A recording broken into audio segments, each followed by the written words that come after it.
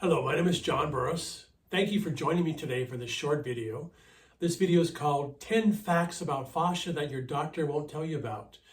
So I created a new system called New Anatomy, and it basically dispels much of the old anatomy system, and most medical doctors are practicing what's called old anatomy.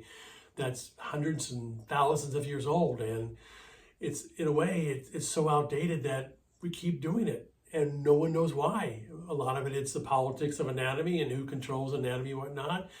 So in today's video, I will share with you the 10 facts about fascia that you'll never hear from your doctor because, frankly, doctors don't study fascia. It's the largest organ in the body. It's one of the largest tissues in the body, yet most doctors know very little to nothing about it. When I talk to medical students in medical school, third, fourth year medical students, and ask them, have you heard about fascia? And the usual response I get is, yeah, I heard about it once, I think. That's what we're talking about here. It's a tissue that's essentially disregarded, disrespected, and essentially thrown away as trash in the medical world. Now, medical doctors do a lot of great things. For example, if you step on a nail and it gets stuck in your foot, they'll cut it out through surgery. If you break your arm, you go to an emergency room and you have it put in a cast, an x-rayed, and you're taken care of. So medical doctors do a lot of great things, but when it comes to fascia, they know almost nothing about it. And that's disturbing. The largest organ in the body, most medical doctors know almost nothing about it. That should frighten everybody. For example, analogy I like to make is about 94% of medical doctors make it through medical school and never take a course on nutrition.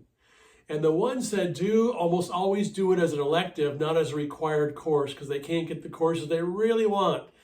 So as most patients come to a doctor to ask about a nutritional advice, apparently most medical doctors don't think nutrition is that important because they don't study it in medical school. So the same with fascia. According to the medical world, fascia is waste material. It's the packing material of the body. They cut it out, they cauterize it, they discard it. It has very little importance, so they don't study it. It's almost unheard of. They know it's there, but it has no use in the medical world. Once again, we should all be incredibly disturbed by that fact. So as a fascia body worker, a yoga teacher, yoga therapist, anatomy instructor, someone who developed a system called New Anatomy, fascia is one of the most important parts of the whole entire body. It's basically what holds us all together, keeps us upright. If I would describe it, it's like the white stuff in an orange. It keeps the orange contained. It's what it does for us. It keeps us all together. It's the whole uniting effect in the body, and yet in the medical world, it has little to no value. You'll hear sports trainers, athletes know nothing about it. That's why they injure so often, because athletes don't stretch very well. Their fascia gets hard and tight and rigid and it breaks. Sports trainers know almost nothing about fascia, so they basically train their athletes to be hard and rigid. There's very little stretching or yoga in the sports world, so that's why athletes break and they don't age very well at all. Because the whole medical community, from athletes to sports medicine to medical doctors to surgeons, know almost nothing about the largest organ in the body called fascia. So today, I'm going to share with you some ideas that your doctor should be telling you, but they won't tell you because they don't know. And we're going to enlighten you and bring you up to date in what I've called New Anatomy and bring you into the leading edge revolution of people looking for new ideas to go forward in life. The first fact about that a medical doctor won't tell you is that fascia even exists. Not at once will a medical doctor even mention fascia to you. And here's the interesting part. Anytime I would go to my medical doctor, she'd always ask me how much weight training I'm doing, how much cardio I'm doing, what are my muscles like. Not once has she ever asked me, how's my fascia doing? How's my flexibility doing?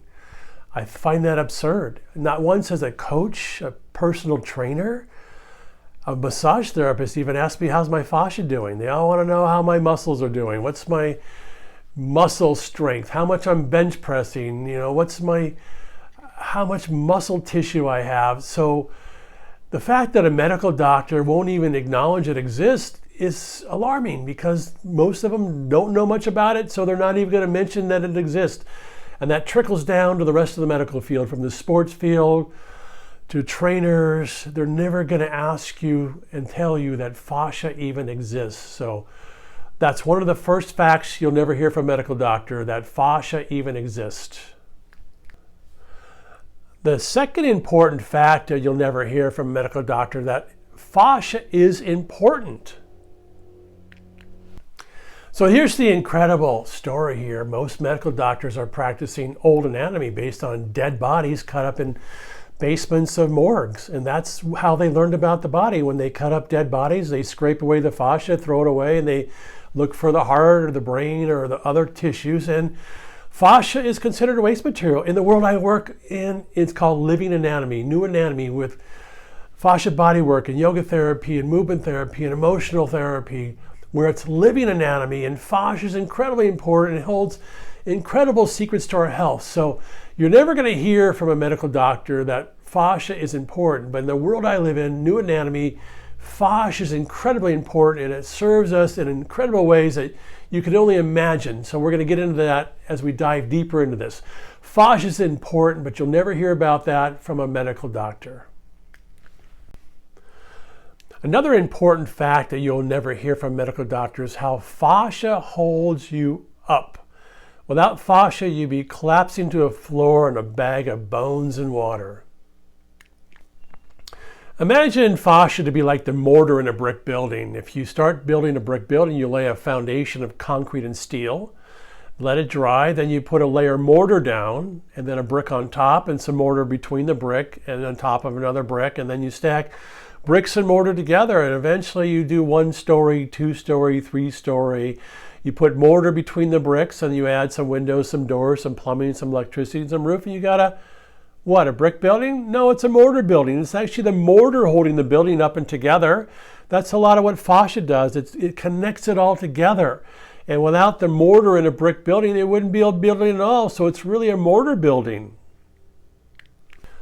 Here's a closer look at the brick and mortar concept. The mortar between and around all the bricks, it holds it all together. That's what the fascia does in our body. It holds us all together so we don't fall apart. We're not held up by our bones. We're held up by the fascia keeping us all together. You'll never hear that from a medical doctor. So we're taught a false analogy that our bones hold us upright. That's not true at all. We're taught to believe that the bones in this skeleton are holding us up and keeping us together. That's not true at all, because we're not a gravity model. These bones are not holding you upright. The fascia that's anchored to the bones is actually keeps it all together. It keeps us upright. For example, we're based on tensegrity or tension. So if this were your spine here, the tension from the fascia is what's keeping us upright, much like a tent. We're not being held upright by the spine and the bones. We're being held up by the tension from the fascia. It's something called tensegrity. So you're never going to hear that from a medical doctor, that we're being held together by fascia and held upright by fascia. They're going to teach you that we're a compression model, that the bones are being compressed over time and we wear down because we're being compressed because of gravity, and gravity's evil. That's not true at all. We're being affected by the tension forces in the body from the fascia pulling in all directions, much like a tent. So fascia holds us up. You'll never hear that from a medical doctor. Another interesting fact you won't hear from a medical doctor is that your fascia changes shape. That's right. Over time, most people dry out. They start out as a grape, they become a raisin. So fascia changes shape.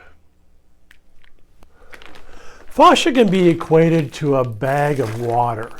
It's a bag of water with healthy cells in it. It's got yellow fibers, which are elastin for stretchiness, and white fibers that are in here for strength. It's called collagen, and it's got macrophages and lymphocytes to gobble up viruses and bacteria.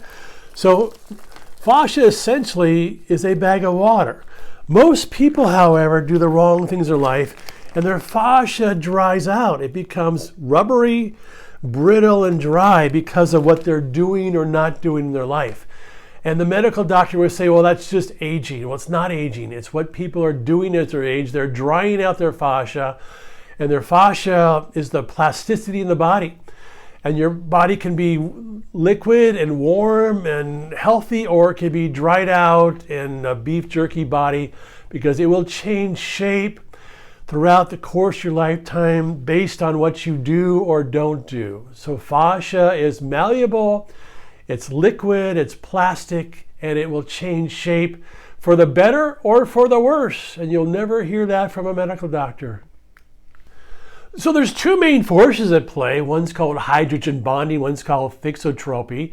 Hydrogen bonding is when the cells of your fascia dry out and glue together. You become glue. That's why so many people, as they get older, are hard and stiff and rolled forward and hunched over and short, and they've lost several inches in their life because they become glue. So, but the good news is you don't have to do that. There's another process that happens where you can warm up the fascia and stretch it like warming taffy. It's called thixotropy. It's basically you're liquefying the body. It's called liquefaction. You can do that through massage, fascia body work, through regular yoga practice. You're warming the body up and you're changing its shape. So that's the great thing is fascia changes shape if you do the right things. What I believe, yoga, fascia body work, and massage therapy, you're actually changing the shape of your fascia for the better. Most people are spending their lifetime changing the shape of their fascia for the worse. And once again, they call that aging, and they're supported by a medical system that believes that's normal aging. Another important fact that you'll never hear from a medical doctor is that your fascia is your immune system. And here we are back to our bag of water analogy. Within the fascia is liquid cells and fibers. And when your fascia remains healthy and liquid, this fascia operates for your immunity. For example, the lymphocytes and macrophages gobble up viruses and bacteria and cancer cells. And it contains diseases so they don't spread so quickly through the body because it compartmentalizes everything. When your fascia dries out because of what you're doing in your life, it doesn't function so well as an immune system. It doesn't contain diseases, and diseases spread much quicker because your fascia has dried out. So your fascia is an important part of your immune system, and you'll never hear that from a medical doctor. An important fact you won't hear from your medical doctor is how fascia transports chi through the body. So this is an important concept. It comes to us from the Eastern concept of anatomy, and Western scientific medical doctors don't study chi. So chi is the life force of the body. It's the battery of the body. It can be equated to a saran wrap in a way, the fascia, and how, for example, if this is your spine here, and the fascia wraps around and intervenes through everything, the chi is the life force energy that travels through the fascia that connects all the cells. So this is the battery of the body. So when the fascia is healthy, the chi runs smoothly through it, and it gives all kinds of life force energy to the body. When the fascia is dried out and damaged from a trauma, you have what's called an energy cyst, and the chi stops flowing, and you have blockages, and then you start to have physical issues happening. So you're never going to hear that from a medical doctor practicing Western scientific medicine, because this is a concept coming from the Eastern concept that we're not just a bunch of cells, we're also a bunch of energy flow. So chi runs through the fascia when it's healthy.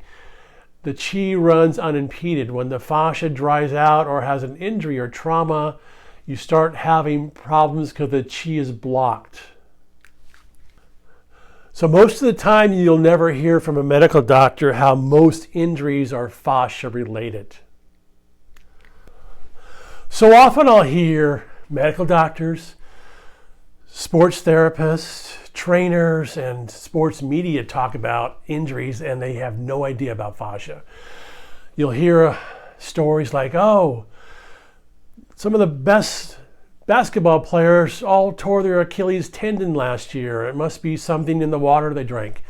No, they don't stretch very well, their fascia is tight and their fascia tears. I'll hear stories of numerous amount of baseball pitchers tearing a ligament in their arm.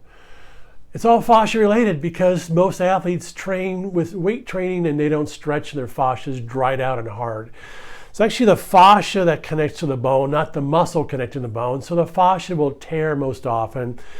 When you hear an athlete saying, I have a hamstring strain, well, most likely something happened below the knee frequently. A calf strains, Achilles tendon issues, or plantar fasciitis is causing extra strain and rotation in the fascia in the leg. So if you don't understand how fascia travels through the body, you're going to start blaming something. Usually they say you're not strong enough. You're weak in that area, you need to strengthen it. In most cases, that's wrong. In most cases, the fascia is already too hard and too tight and under too much strain. It's dried out and it tears. So you're never going to hear that from a doctor or the medical system because they don't understand necessarily how fascia travels through the body and connects everything. So most sports injuries are really about the fascia and not about the muscle tissue itself.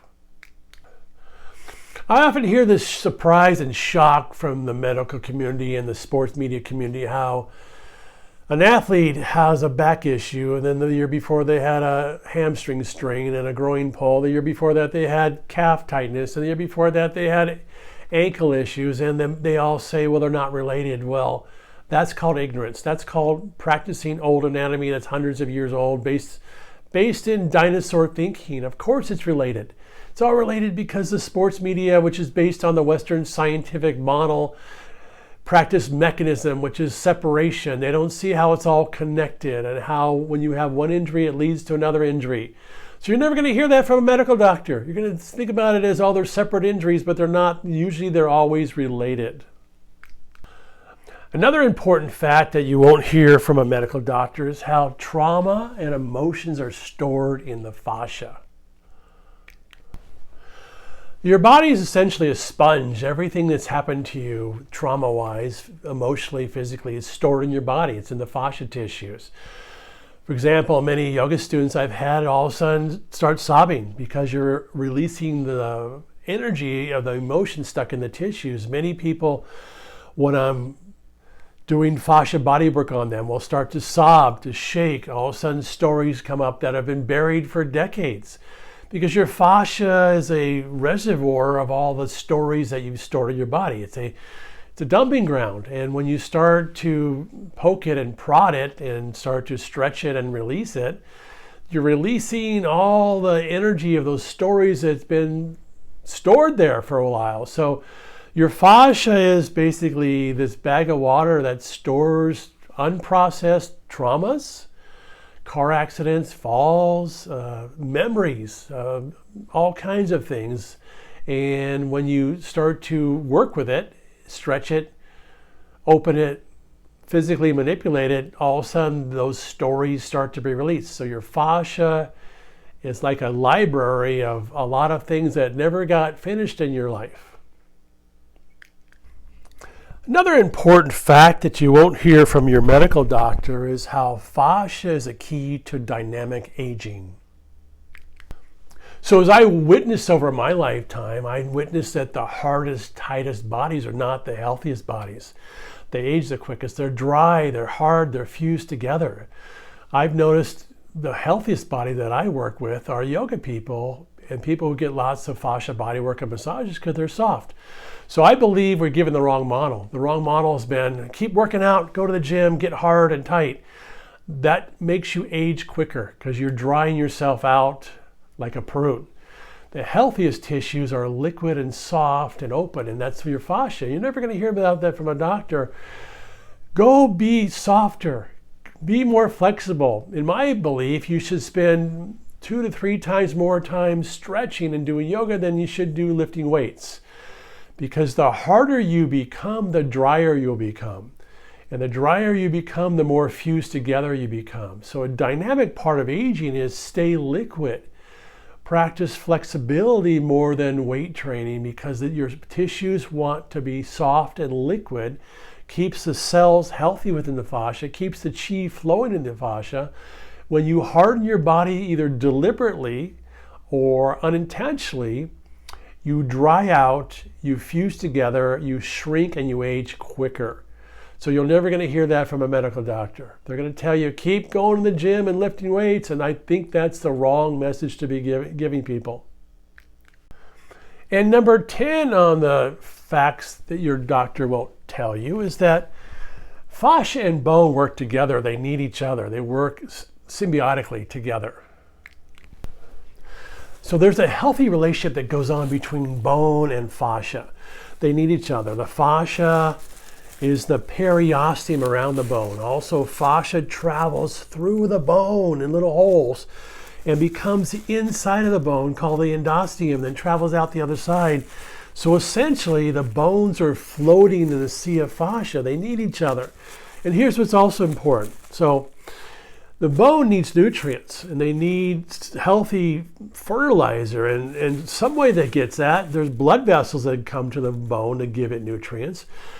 Also, the fascia provides many of those nutrients through its liquid system into the bone.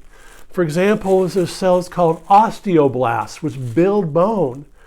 Much of the time, the osteoblasts basically travel through the fascia to the bone.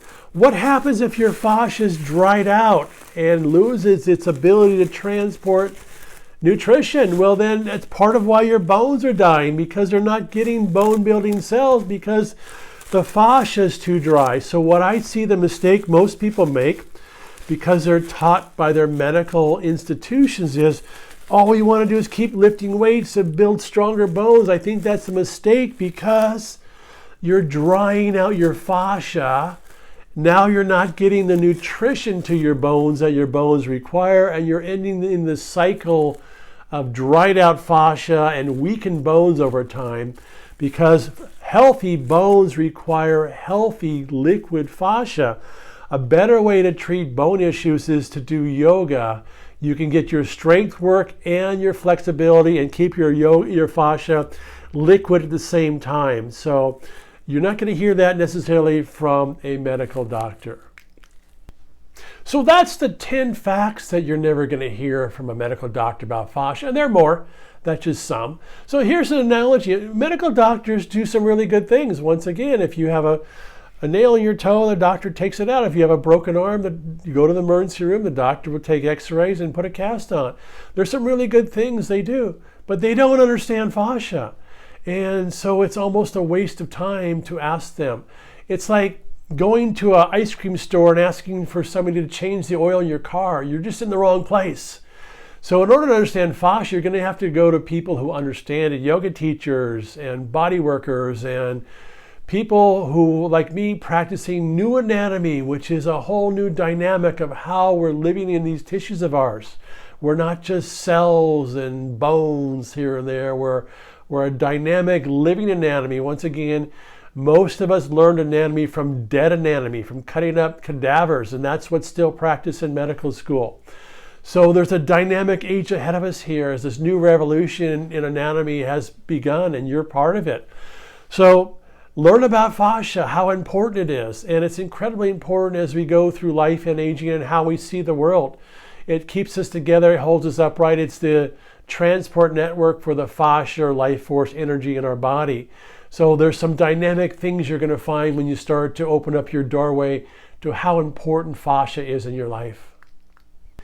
Thank you for watching this short video today. If you'd like to learn more about me, you can visit me at my website, johnburris.com. I have a newsletter you can subscribe to. I also have a book called Return to Nature, The 5 Pillars of Healing. You can get that at my website, barnesandnoble.com or amazon.com. Please subscribe to my channel here for more leading edge information to come. Thank you.